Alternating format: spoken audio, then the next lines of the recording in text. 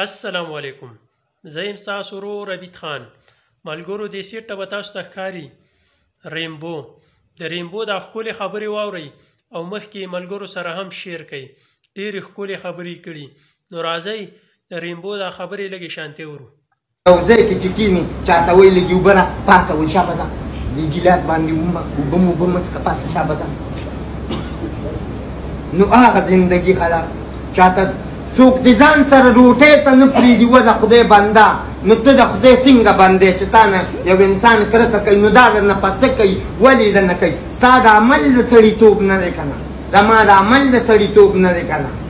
زما دا کار د سړیتوب نه دی. زما دا کردار د سړیتوب نه دی.